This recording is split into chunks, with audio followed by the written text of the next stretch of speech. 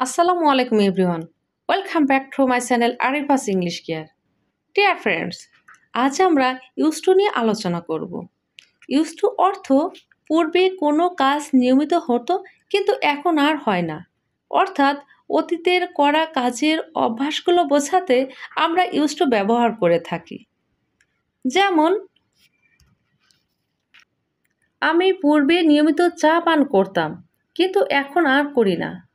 এটার ইংলিশ হবে I used to drink tea, but now I don't drink tea.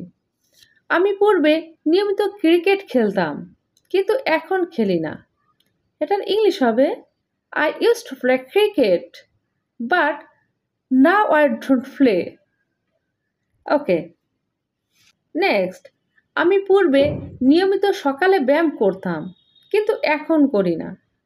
আমি পূর্বে নিয়মিত সকালে ব্যায়াম করতাম, ইংলিশ হবে I used to exercise in the morning. I used to exercise in the morning. কিন্তু এখন আর করি না, but now I don't exercise. Next, আমি পূর্বে নিয়মিত রান্না করতাম কিন্তু এখন করি না। তাহলে এটার ইংলিশ কী হবে? এটার ইংলিশ হবে I used to cook, but now I don't cook. ওকে, আমি পূর্বে নিয়মিত ছবি আঁকতাম। এটার ইংলিশ হবে I used to draw picture. I used to draw picture.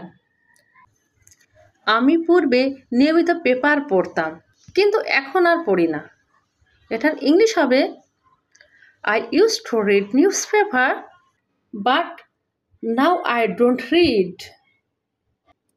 আমি পূর্বে নিয়মিত সাঁতার কাটতাম।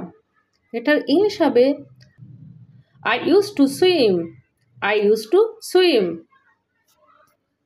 নেক্সট, আমি পূর্বে নিয়মিত বাজারে যেতাম। এটার ইংলিশ হবে I used to go to market. I used to go to market.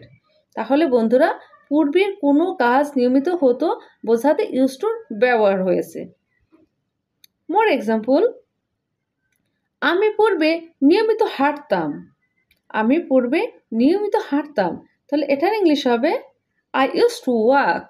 I used to walk. তারপর আমি পূর্বে নিয়মিত তাকে সাহায্য করতাম কিন্তু এখন আর করি না। তাহলে এটার ইংলিশ কী হবে?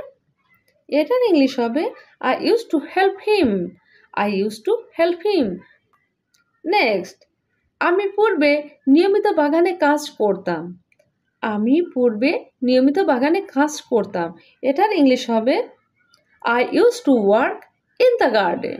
I used to work in the garden. So dear friends, তাহলে পূর্বের কোনো কাজ নিয়মিত হতো বোঝাতে আমরা ইউজ টুর ব্যবহার করব। সো ডিয়ার ফ্রেন্ডস, আজ আমরা ইউজ টু এর ব্যবহার সম্পর্কে আলোচনা করলাম। ডিয়ার ফ্রেন্ডস, আজ এখানেই বিদায় নিচ্ছি। আবার দেখা হবে নতুন কোনো টপিকস নিয়ে অন্য ভিডিওতে। সেই পর্যন্ত ভালো থেকো, সুস্থ থেকো। আর আমার ক্লাস যদি তোমাদের ভালো লেগে থাকে তাহলে অবশ্যই সাবস্ক্রাইব করে পাশে থাকবে। আজ এখানেই বিদায়। আল্লাহ হাফেজ।